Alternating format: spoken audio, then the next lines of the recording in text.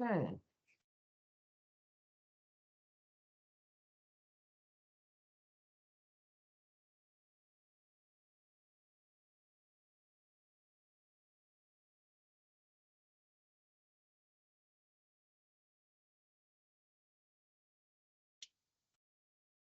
I can't see how many people are up yet.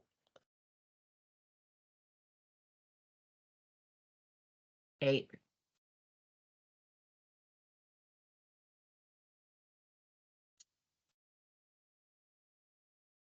We'll start in about 30 seconds. Okay.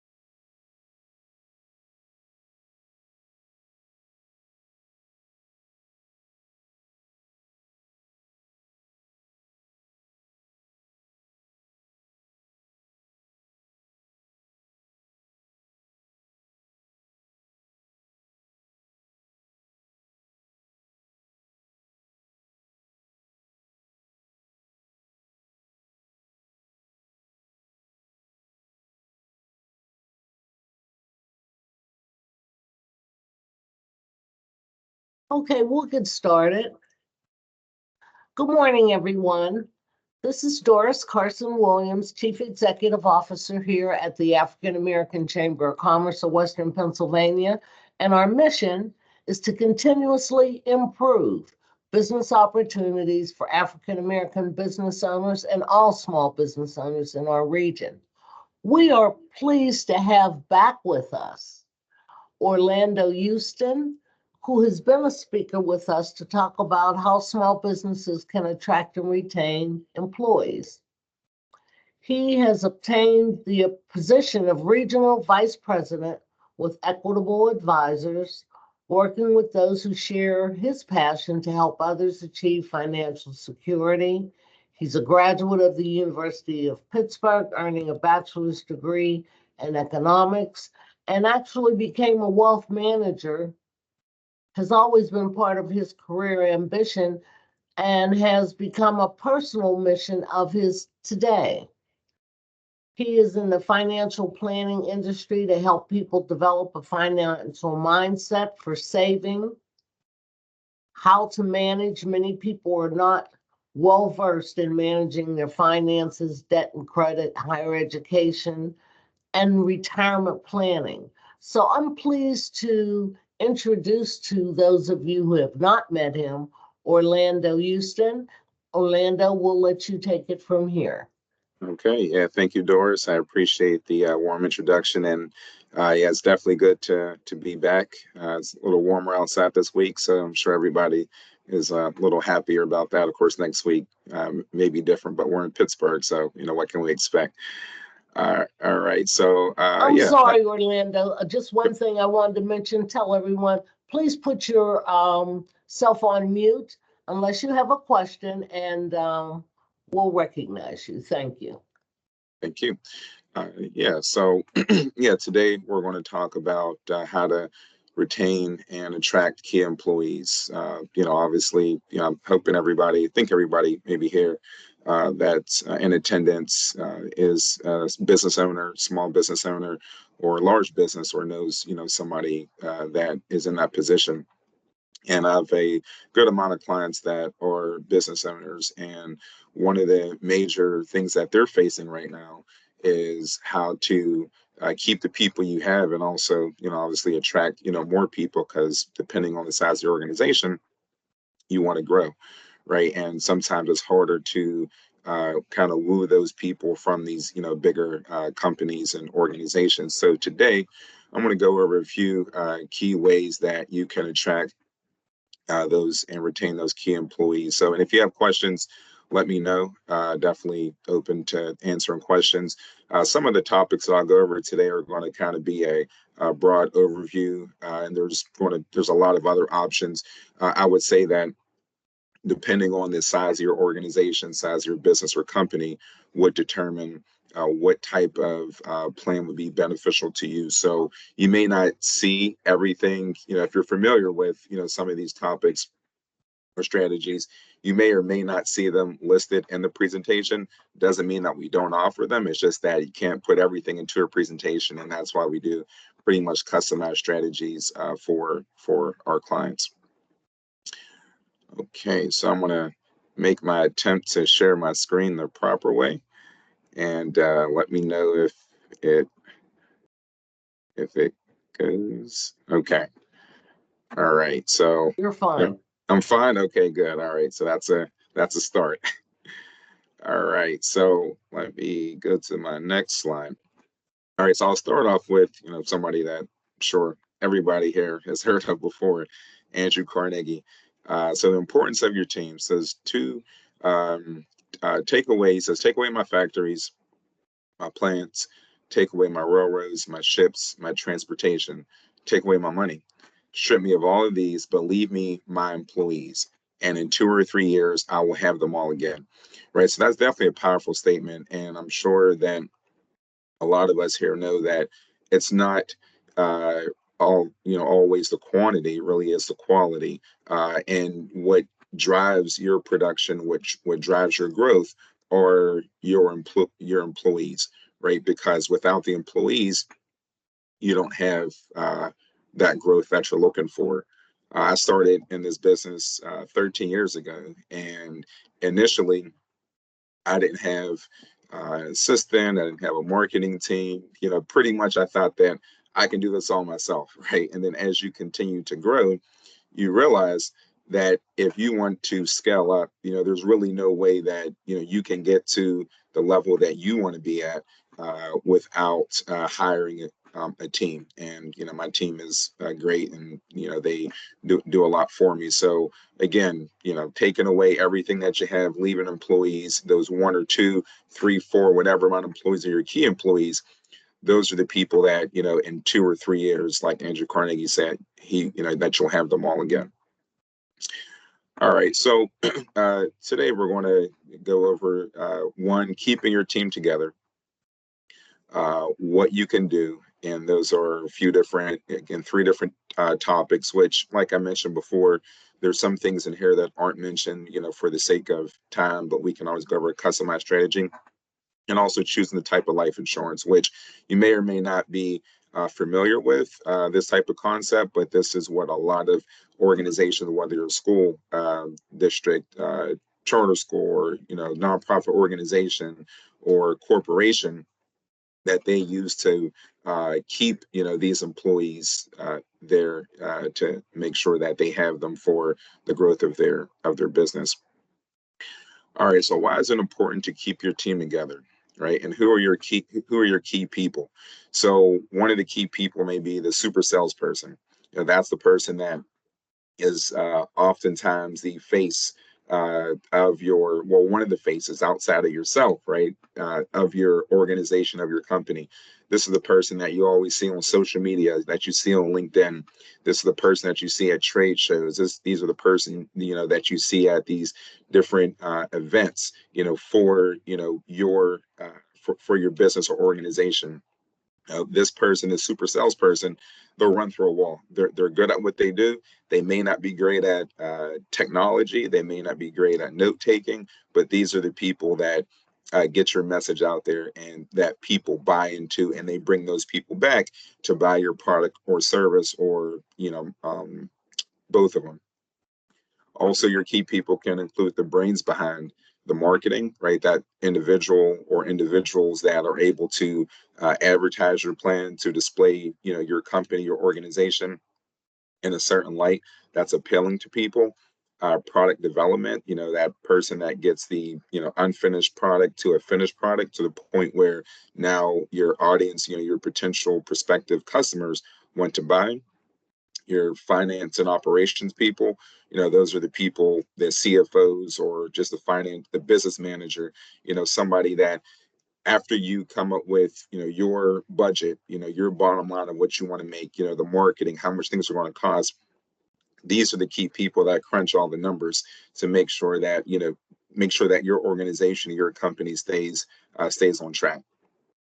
There are other areas with significant positive impacts as well in the organization that are not mentioned here that are invaluable to your organization and company.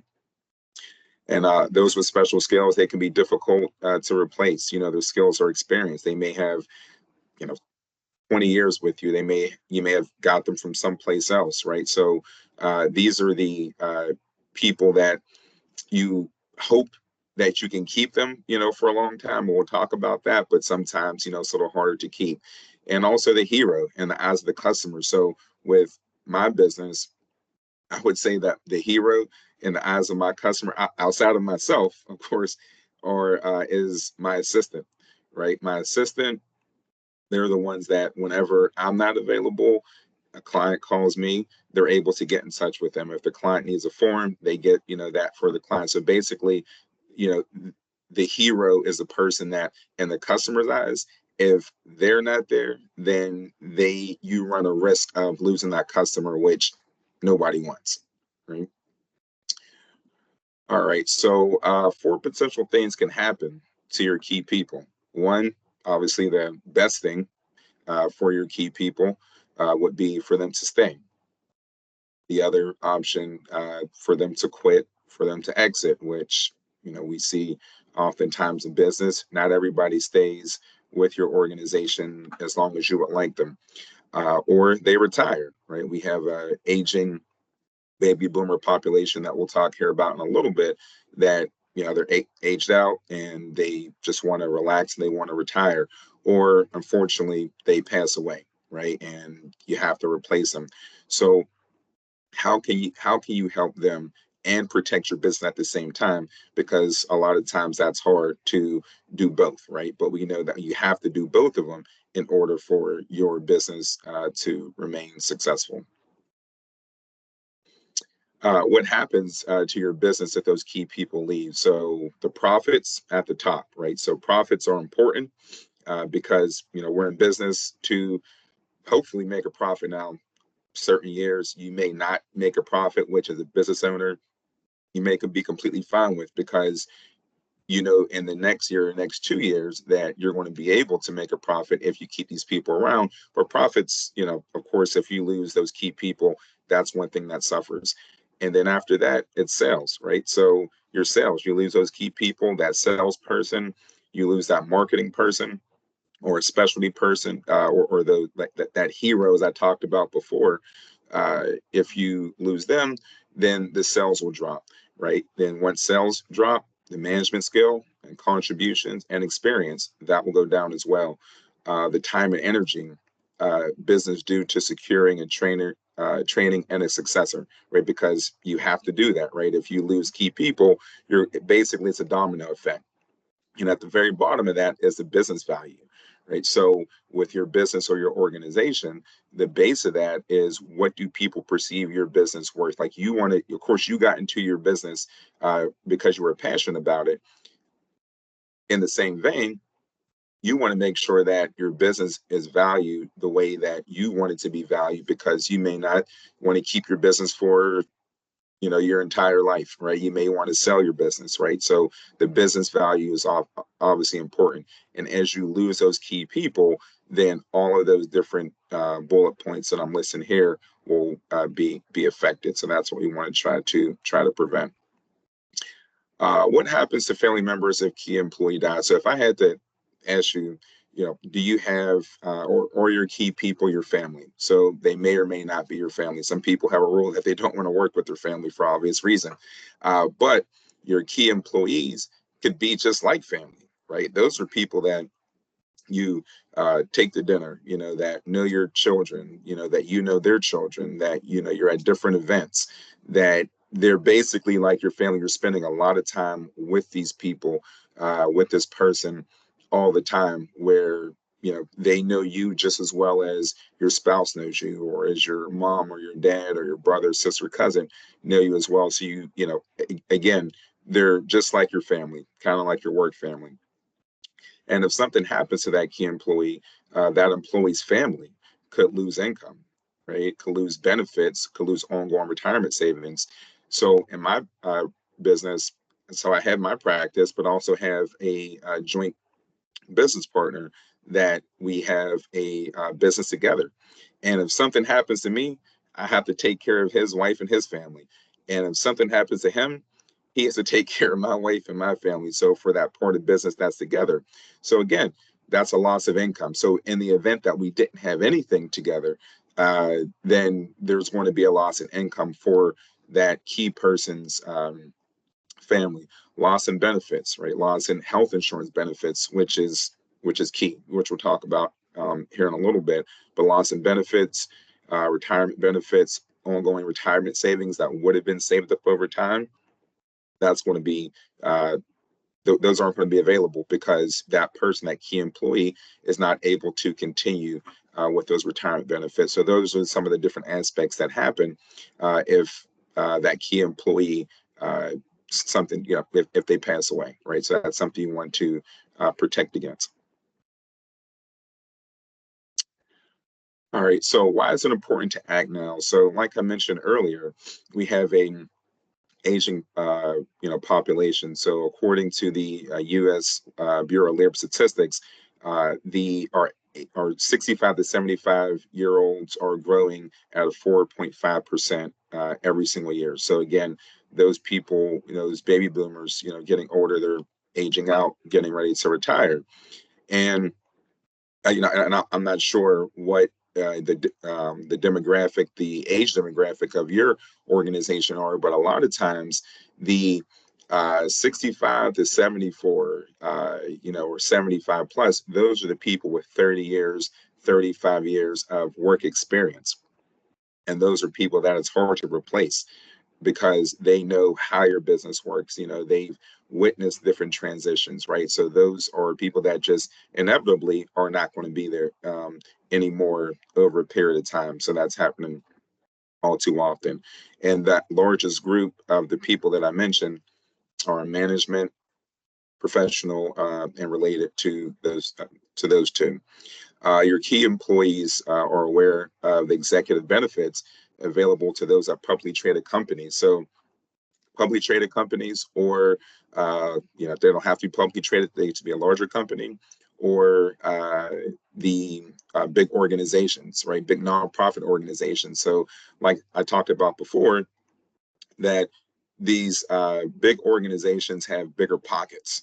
So they are able to keep their employees and attract other employees. And the reality of it is that some of those employees at these big organizations, at these publicly traded companies, at these bigger companies, they may want to have something more unique than what they are doing now, but maybe you're not offering incentives for high level executives to join a company, or retention incentives, golden handcuffs, so to speak, or performance based income, or even retirement benefits to offset limitations under qualified plans. So to give you just a real quick story, so I have two clients that own a organization, a mental health organization, and they wanted to get a key employee from UPMC. Or it was UPMC or some other hospital or organization, but they wanted to get this employee from this organization. So I told them, well, basically, you have to make something that is attractive to this employee, because over at this organization, they have X amount that they're able to offer, but you don't. So what we ended up having to do, we ended up having to implement a retirement package, which we'll talk about here in a second, and also a health insurance package, because health insurance costs are going up every single year, especially depending on the size of your family. And in the absence of that, even if somebody really loves what you do, they buy into your mission, if they get sick and they have to pay out of their pocket for their health care, most of the times they're going to choose, maybe reluctantly, just to stay with the organization that they're with, right? So again, your key people they're aware of those executive benefit packages. Obviously, we're seeing now that these organizations, these bigger organizations, are even able to get people that are maybe 55 years of age over to them. So this is the first time that's ever happened, because typically, like at least a long time ago, people stay with the company for 30, 40 years.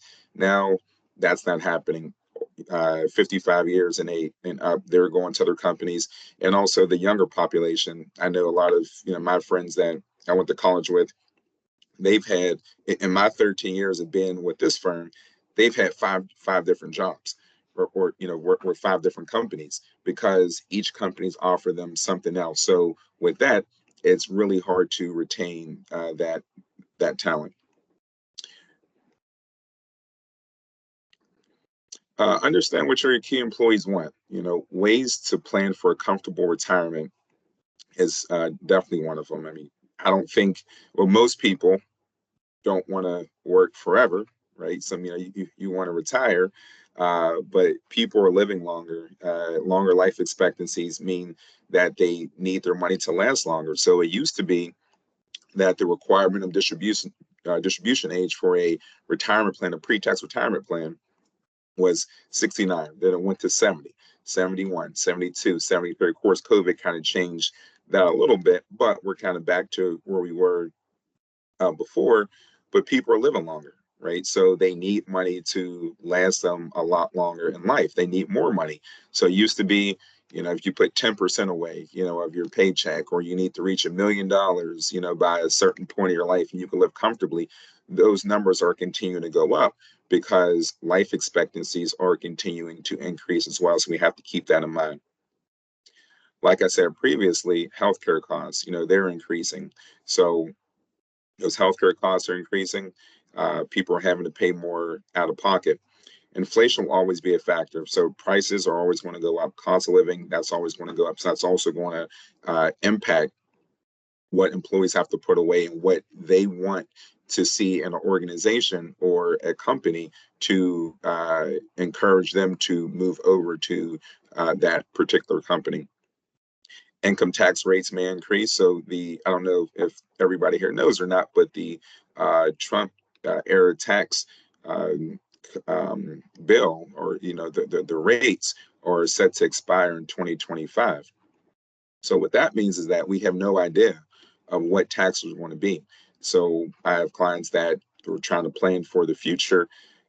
And again, reality is we don't have that crystal ball. So maybe we'll get another tax, bill that passes through that is maybe, maybe better, maybe worse. I mean, who knows, right? But the reality is income tax rates may increase. And on some of these retirement plans, like if it's a pre-tax retirement plan, such as your traditional 401k or 403b or 457 plan, those are taxed as ordinary income.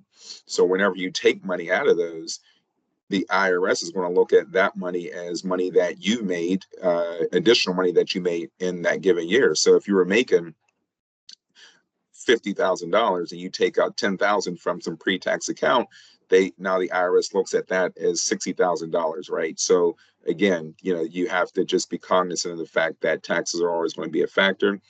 Families need protection. If something happens to you, whether you're disabled, or which happens unfortunately to all of us who pass away, your family may need to still have protection. That key employee may have younger people in their family, spouse that they're providing for, and in the absence of them, their whole world kind of blows up, right? So that's something that is important. Qualified plan limits contributions for highly compensated employees. So basically what that is, qualified plans, those are your 401ks, your 403bs, your 457 plans, but they do have a limit on contributions. So in the absence of anything else, if that employee says, hey, Orlando, I want to, I'm maxing out this retirement account, but I need to put more away. And can you offer something, right? If you don't offer something, that may be a disincentive for them to come over to you, or maybe not. Obviously they can open up something themselves, but usually something through payroll deduction is easier because it's out of sight, out of mind.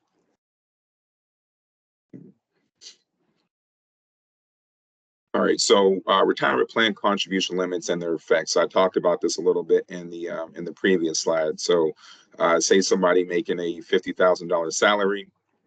Right now, they could put in $22,500 as of 2023 to their qualified retirement plan at work. If they're making 50,000 and they want to max that out, that's 45% of their salary that they have to put in. Somebody making $250,000 that again wants to max out, they could put in $30,000 if they're 50 years and up.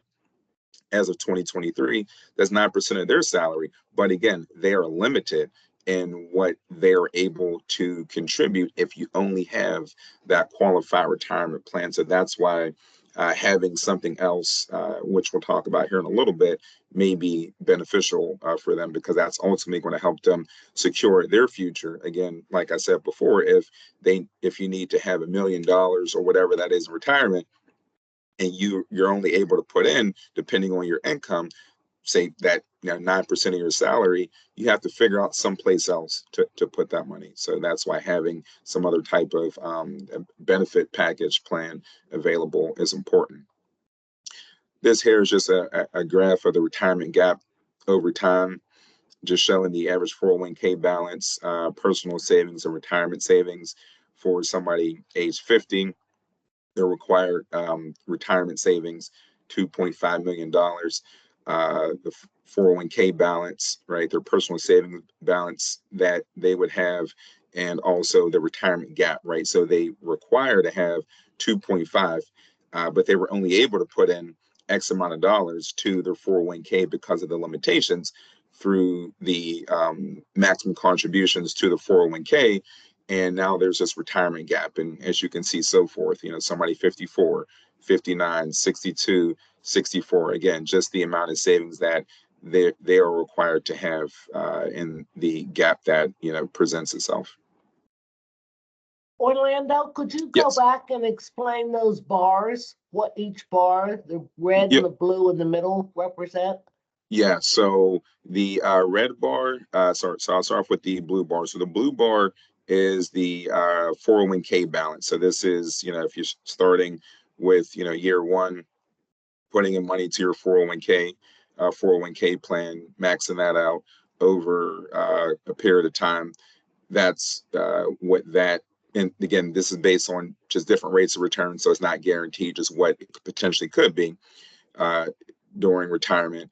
And then also you have this light blue bar is your personal savings balance, what you're able to save in your bank account over time.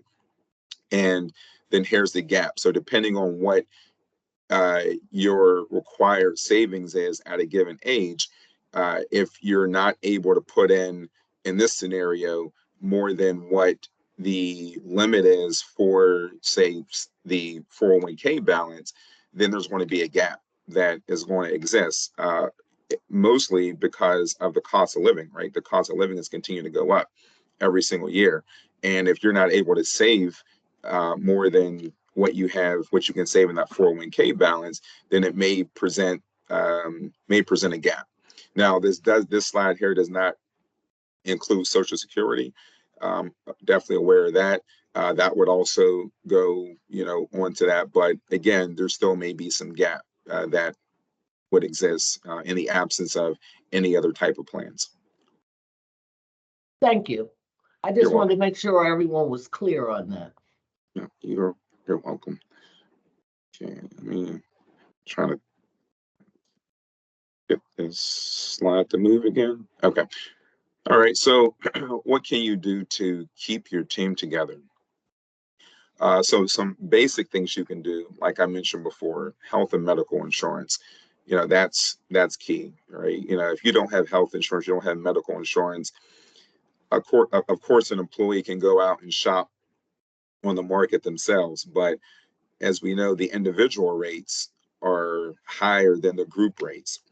And if I'm over at this big organization right now, and they're offering me health insurance and medical insurance, disability insurance, stuff like that, and I'm paying a subsidized amount because they're putting money in for me, even though I want to come over to your organization because I believe in the mission that you have, I may just forego it because you don't offer that health and medical insurance.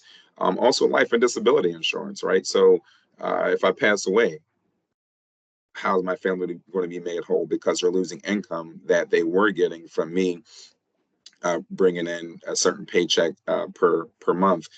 Disability insurance. Always ask my clients, if you were to get hurt and you couldn't work for X amount of period of time, how would you pay your bills?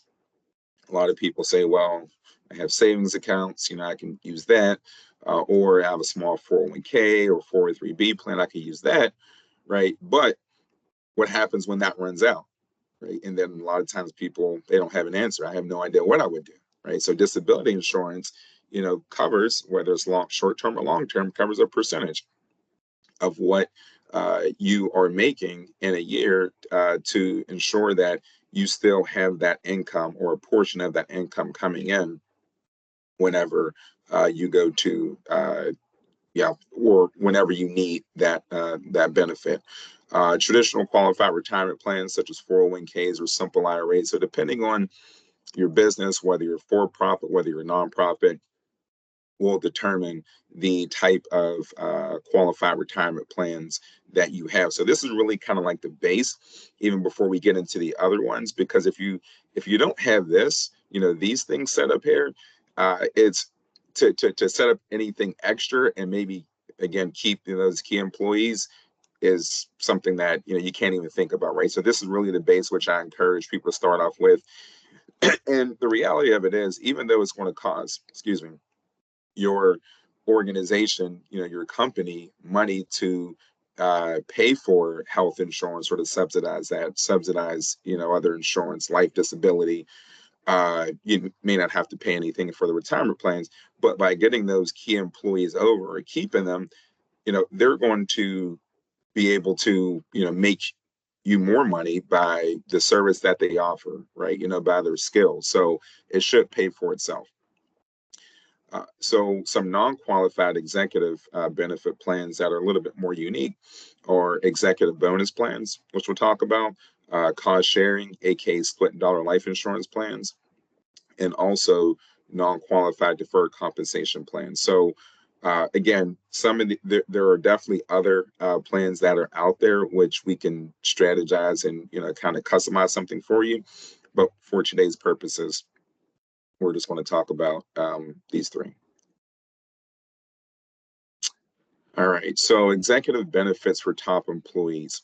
So unlike qualified plans, unlike those 401k plans or 403b or 457 plans, these plans don't have any benefit limits. So with the 401k plans, like I mentioned, there's an IRS limit of how much you could put in, right? So you can put in up to 25 or 22.5 or $30,000 per year. These executive benefit packages have no benefit limitations. Now, maybe you don't have an employee, a key employee that wants to put in more than what they're putting into their 401k or other retirement plan, but maybe they do. There's no minimum funding requirements, so that they can put in pretty much anything that they want to put in. No participation requirements. So if they don't want to participate, they don't have to.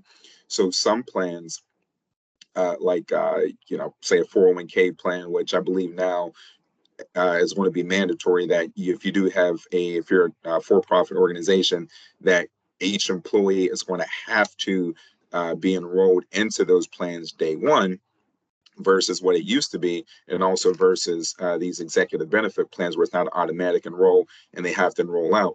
This is something that they can choose to participate in. There's no vesting requirements, so that money is liquid. You and the business, the employer, and the employee, they determine how long they want to be involved in this plan. So both you come up with a deal, and then that way it's beneficial for everyone. Everybody's comfortable. No discrimination rules, no non-discrimination rules, basically meaning that if with certain plans, retirement accounts, if you put in a certain amount for one employee, you have to put that same amount in for every employer. If you offer something to one employee, you have to offer it to every employee. the reality of it is, if you have a key person at the top versus an entry-level person, you may not want to offer them the same amount of money or the same type of plan that that key person is getting, right? So with these executive benefit plans, now they don't have the there's a no non-discrimination rule, so you don't have to worry about that. So that's definitely key, because a lot of retirement plans have those those discrimination features that you don't want to break. Minimum disclosure and reporting. So if you're a small business owner, or if you're a corporation, or company, you know that if you have a 401k plan, or if you're matching that 401k plan, or you're matching a 403b plan, or some other type of retirement plan, you have to get an audit every year, right? And there's a lot of stuff that the tax professional and the CPA may want for the IRS. So there's a lot of different paperwork that you have to get together, because you want to make sure that you're staying in compliance with these executive benefit plans. For the top employees, there's minimum disclosure and reporting, so that's also key. So let's take a little deeper dive into the types of non-qualified benefit plans. Like I mentioned before, executive bonus plans. So this plan, the employer pays for the life insurance on a key person. So if I'm the CFO, or I'm the COO, the employer is paying for life insurance on me, and it provides a death benefit protection and the ability to accumulate cash inside of that policy, which is advantageous. So the advantages for with this executive benefit plan is that it's very easy to set up. The employer, if you're the employer, you actually receive a tax deduction for the business for the premium payments that you're paying into this policy. So the employee, they're the ones that are tasked with paying the taxes on those proceeds, if they take out cash from that policy. So when I was talking a little about before of the reporting, businesses as far as taxes go, businesses, with your bottom line, you're looking for ways to save yourself on taxes as well. And maybe you don't have a lot of things available to you. So you actually get a tax deduction for your business, which can, help you every single year and ultimately down the road. And there are a variety of formats of this executive benefit plan that are available. The disadvantage is that it's taxable income for the key person. So I'm the CFO. We have an executive benefit plan, which is great. There's this life insurance, policy, which as the employee, I actually own, not the employer.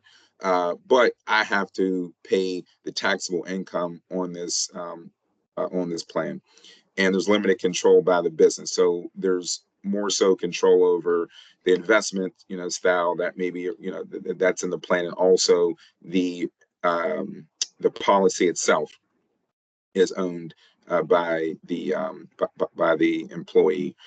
You also have split dollar plans, so another type of insurance plan, where this one a little different than the top, because this is a shared ownership in a policy for death benefit protection and possible cash accumulation value, because inside that policy, you have different investments, potential investments that help that money grow, or you can have some type of guaranteed interest account. The advantages of that is reduced income tax to the executives, and again, a variety of formats. And one thing with the split dollar plan, I think there's another slide here that's going to show it, is that basically you're splitting up the premium payments that go into this policy. You're splitting between the employer and the employee. You're also splitting the cash value that accumulates in this plan between the employee and between the employer. And also you're splitting the death benefit between both parties. So a lot of organizations like this type of deal, because not all the onus is on the employer or the employee. It's split between both of them. This one, a disadvantage of it, because it's split between both, and there's some different tax reporting each year, it's more complicated to set up and manage. Now, I'm not saying it can't be done. Definitely can be done. Definitely a lot of different ways that we can go about setting up the split dollar plan, but it's a little bit more complicated to manage. And the tax reporting each single year that you'll have to do, and there's no tax deduction for the business. So if you're a business that's looking for a tax deduction, this wouldn't be the one for you. But again, maybe something for you to consider.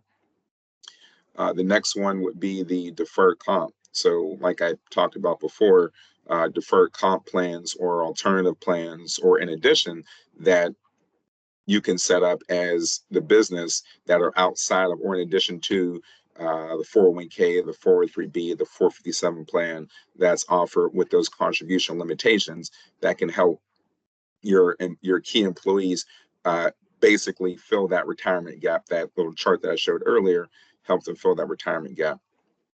The business offers a way for key person to defer salary or supplement their retirement income.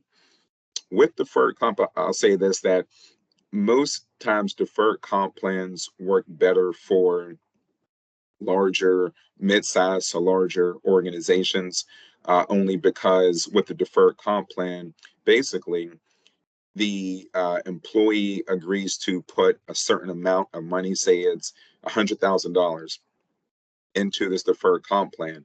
The employer gets to hold on to that money for a period of time, whatever is agreed upon, and the employer can then go ahead and pay that. They're going to pay that money out to the employee after maybe they choose to invest it, into some investments, or the employer may use that money for their own purpose of building up their company organization, because maybe they believe that instead of you putting this money into the market, I believe from an internal rate of return of, say, Orlando's company, that we can make more than what the market will return, but we have to hold it for a certain period of time before we give it back to you.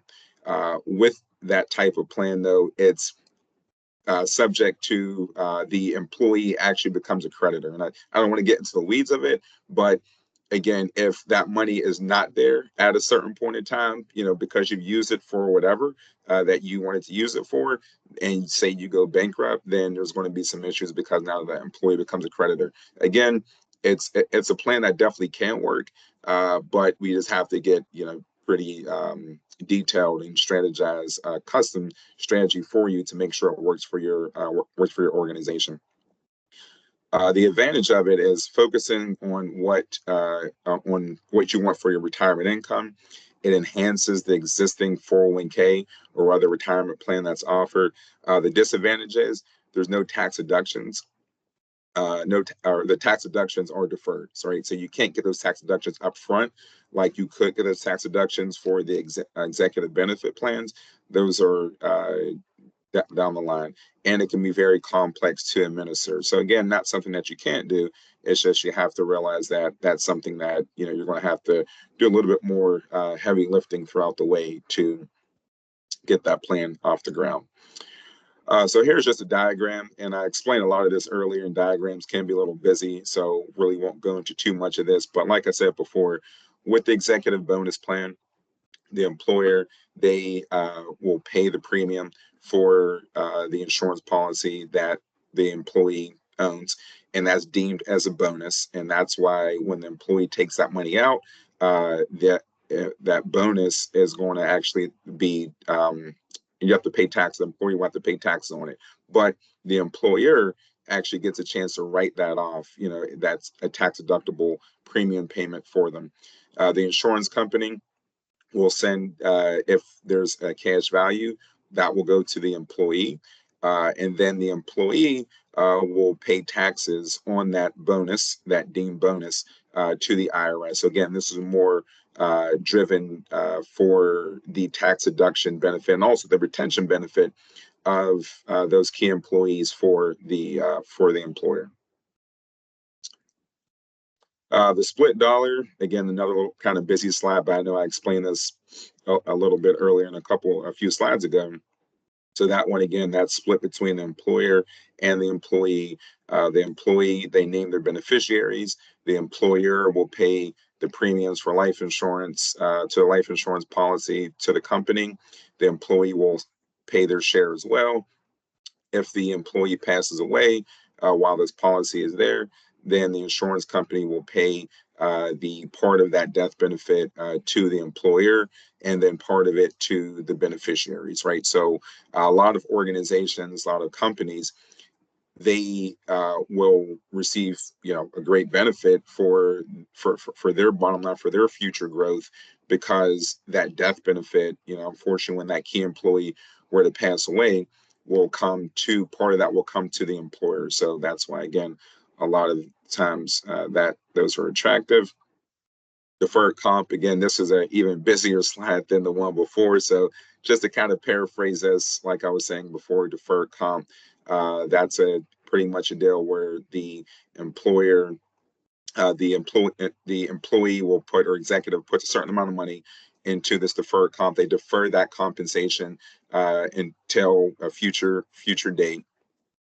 The deferred comp can be set up in two different ways. It can be set up, one, as an investment plan, or it could be a insurance policy. The reason why corporations, even some of the biggest corporations that we know, will have these corporate-owned deferred comp life insurance plans is because the proceeds that go to the employer are they could be tax-free, and also the investments that are underlying. So anytime you have a investment that's not a qualified, like a retirement savings plan, if you have certain gains, they may be taxed. You may have to report those through a corporate-owned life insurance policy. That those gains you don't have to pay tax on those gains as you earn them, because it is in that bracket, that basket of a insurance policy. So again, this is a more complex plan. It may not be the best fit for organizations that are smaller, but it definitely could work. Just knowing that that deferred comp has to be there at a certain period of time, no matter what that was used for throughout that time period, it has to be there when the employee decides to, or whenever the great time is for the employee to start taking that money out. All right, so next, how can we help you choose the right plan? So there's a range of different options based on control of assets, right? How much you as the employer want to control on the executive bonus side, where you're controlling, the premiums and you're getting the tax deductions, or the other side of it, where it's the deferred comp, where the employee puts money in, and at a certain period of time, that money has to be paid out. And then you'll see a lot of different options here, which we didn't go over all those options today for the sake of time. Like I said, we can customize those for you. But like I mentioned at the beginning of the presentation, that there's a lot of different strategies out there that a lot of times small business owners, mid-sized business owners really just don't know, right? We're thinking more of the base plans, right? The 401k plans, the health insurance plans, the life insurance plans, but there's a lot of other plans that are out there to help keep your key employees, and that you can offer them those different plans and not have to offer to somebody else.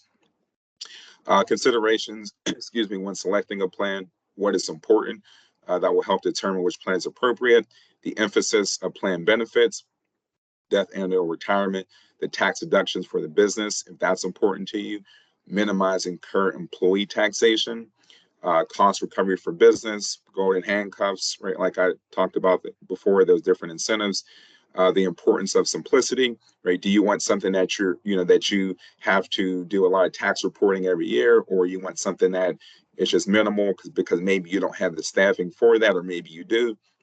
You can offset that to another key employee, a CFO, or other, like maybe business manager. Security for businesses, creditors, the impact on the business balance sheet, bottom line, the stability of your business is also a key consideration. The business and employee tax bracket differential, the importance of estate exclusion, and also a level of employee interest in deferring income. So a lot of different factors go into play.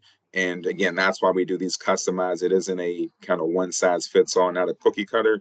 It's depending on what's important to you and where you see yourself going, and what you feel is going to be beneficial for you to keep your employees. So how do you choose the right plan, right? What are the important considerations for you and the employee? Plan that provides benefits that fit your budget and your comfort level. You may just be starting out where you don't have that budget that you can offer everything, right? But at least building out that plan to say, all right, here's our projected rate of growth. Here's where we want to be. Here's what we can offer right now based on our budget. Here's what we can offer next.